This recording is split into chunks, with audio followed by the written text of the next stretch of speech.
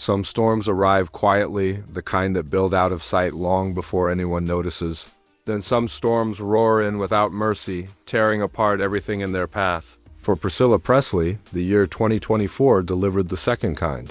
A storm that shattered peace, trust, loyalty, and perhaps even the legacy she had protected her entire life. For more than 50 years, she had been known as the keeper of Elvis Presley's flame, the protectress of his memory, the curator of a cultural empire that millions adored. But now she found herself standing alone in the middle of a legal battlefield that threatened her finances, her reputation, and the story that would be told about her long after she is gone. What happened? How did the woman who saved Graceland end up facing lawsuits filled with explosive accusations? And what does this mean for the future of the Presley legacy? Today, we dive deep into the drama, the betrayals, the allegations, the heartbreak, and the unanswered questions surrounding Priscilla Presley. Settle in.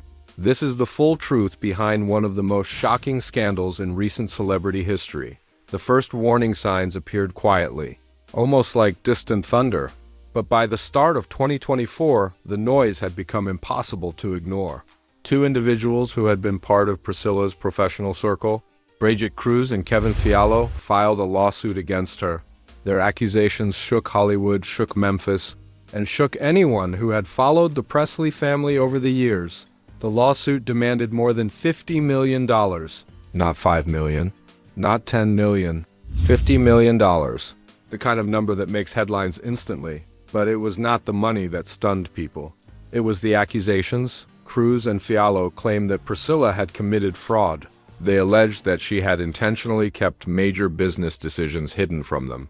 According to their filing, she had been selling rights to her name, her likeness, and portions of her share in various Presley-related ventures without informing them. Even though they believed they were entitled to be included in these agreements, they had worked closely with her, managed her affairs, guided her through contracts, represented her interests, and now they felt deceived and cast aside.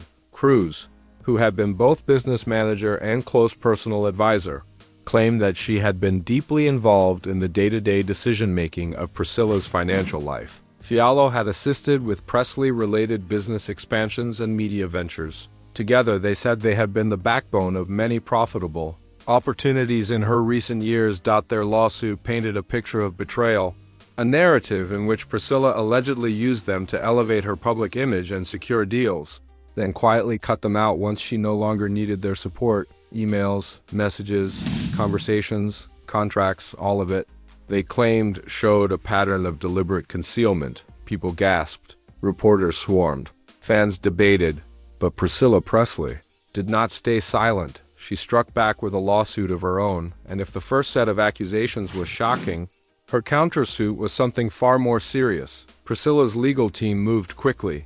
Their countersuit accused Cruz and Fiallo of elder abuse, a term that carries serious legal weight and severe implications. According to Priscilla, the two individuals she had once trusted with her financial and personal affairs had taken advantage of her age and her grief. In the period following the devastating death of her daughter, Lisa Marie Presley, Priscilla was emotionally exhausted and vulnerable. She relied heavily on the people around her to help manage complicated business matters. Her attorneys argued that Cruz and Fiallo isolated her from other advisors, manipulated her choices, and made decisions without her full knowledge. They claimed financial mismanagement, unauthorized access, pressure tactics, exploitation. Priscilla described a situation where she had become overly dependent on individuals who did not have her best interests at heart. She alleged that they pushed her into agreements that benefited them more than her. They created confusion. They withheld information. They steered her away from trusted voices and positioned themselves as the only ones she could rely on. The accusations shook the narrative.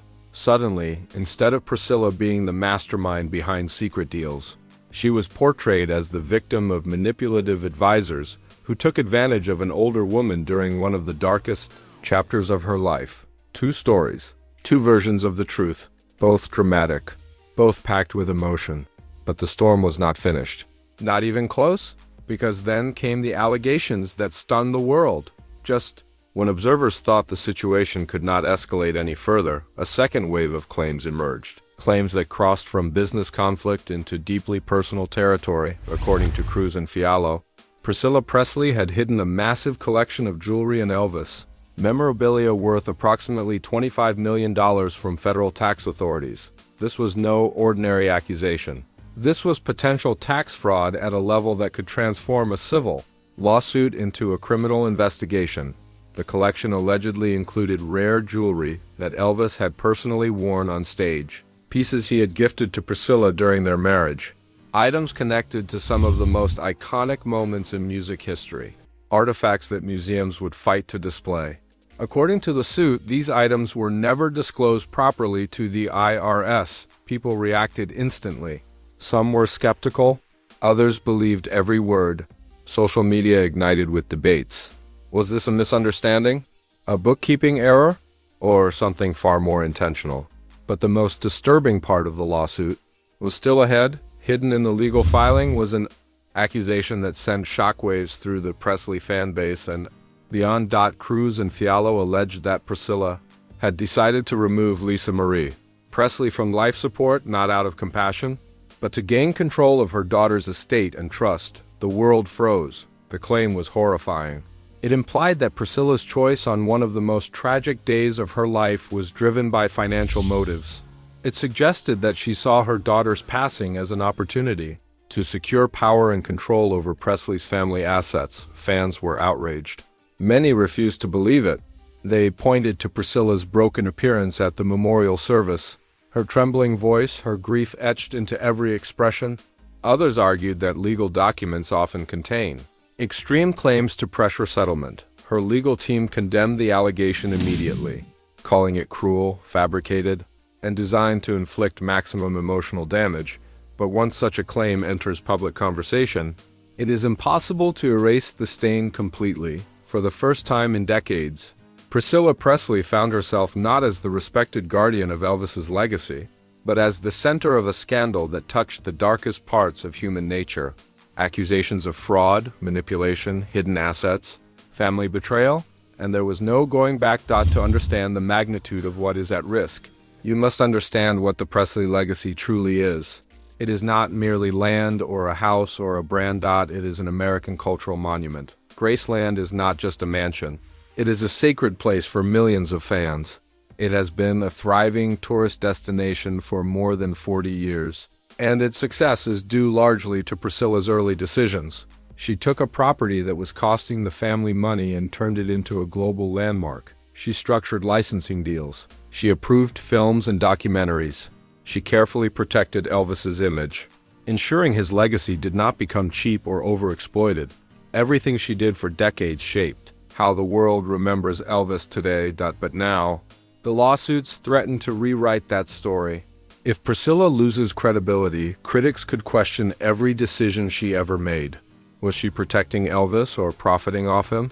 Was she honoring his story or manipulating it? And if she is removed from authority by legal consequences, who takes over? Her grandchildren? Corporate managers? Outside investors?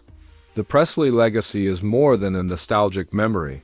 It is a powerful and carefully guarded empire, a multi-million-dollar machine that shapes music history, pop culture, and the global perception of an icon whose influence has never faded.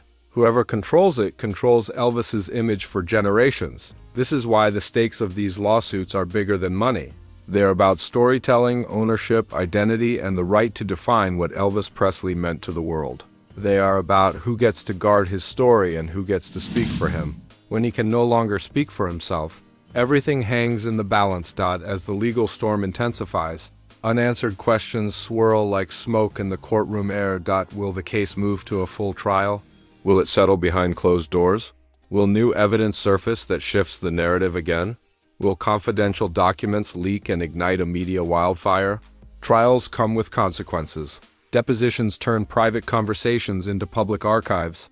Financial records become exhibits. Emails become headlines. Letters become ammunition. Nothing stays hidden once the court pulls it into the light. Everyone involved knows this. Priscilla's legal team knows it. The heirs, attorneys, and accusers know it. And behind every motion filed and every hearing scheduled, this single truth hangs heavy. Nobody walks out of a public trial unchanged. Then there is the memoir. In October 2025, Priscilla released a deeply emotional book that traces her life from a quiet teenage girl swept into the orbit of history to a woman who has carried the Presley crown for more than half a century. She writes of her love for Elvis, her grief for Lisa Marie, and the relentless weight of a spotlight she never asked for but learned to navigate. If she chooses transparency, if she confronts these accusations with honesty and vulnerability, the memoir could become a bridge back to public sympathy. It could shift opinion. It could soften the harshest critics and remind readers that behind the iconography there is a human being who has bled, loved, lost, and survived. But if the book dodges the controversy or presents half explanations, if it contradicts established facts or sounds defensive, it could deepen the questions surrounding her. It could become a spark for new doubt rather than a balm for old wounds. Her memoir could be her redemption. Or it could become the very weapon used to dismantle her legacy. For now, nothing is guaranteed. It is easy to forget the woman at the center of all this. Priscilla Presley is nearing 80, an age when most people retreat from conflict, heal old wounds, and enjoy quiet days with family. Instead, she stands once again in a storm that threatens to erase decades of sacrifice, innovation, and protective leadership. She lost Elvis, a loss that never healed. She lost Lisa Marie, a loss that shattered her. She has lived through the sweetness of adoration and the bitterness of judgment. She has seen how quickly public affection can shift to suspicion. She has watched her family name rise, fall, and rise again. For years, she carried the burden of being both guardian and survivor. She saved Graceland when everyone thought it would collapse. She rebuilt the Presley brand when it was fractured and fading. She navigated decades of rumors and criticism and still managed to keep the heart of Elvis's story alive for his fans. Yet now, as the world watches, she stands at a crossroads she never expected to face so late in life. She is fighting for the dignity of her final chapter, fighting to protect what she built, fighting to shield her grandchildren from the chaos that threatens to swallow their future, fighting to preserve the version of her life that she knows is true. Public memory is fragile. History is rewritten every day. And the question becomes, what will Priscilla Presley be remembered for? Will history remember the young girl who fell into the whirlwind of fame? Will it remember the devoted mother who carried unimaginable loss? Will it remember the businesswoman who saved the Presley empire from extinction? Or will these final battles overshadow everything she did to keep Elvis's legacy alive? Will the lawsuits define her? Will the allegations stain her forever? Or will the truth, whatever shape it takes, set her free? Right now, the story is still unfolding. The last chapter has not been written. The verdict remains somewhere beyond the horizon. And until the court speaks, until the memoir settles the minds of millions, until the facts emerge from the fog, the world is left with speculation, emotion, and a storm with no sign of slowing down. This is the story of Priscilla Presley, the guardian of a cultural legend, the mother of a lost daughter, and now the center of a legal conflict that could reshape her legacy and the legacy of Elvis Presley himself. Stay with us, because this story is far from over. Share your thoughts in the comments, and don't forget to like and subscribe for more dives into Hollywood's hidden history.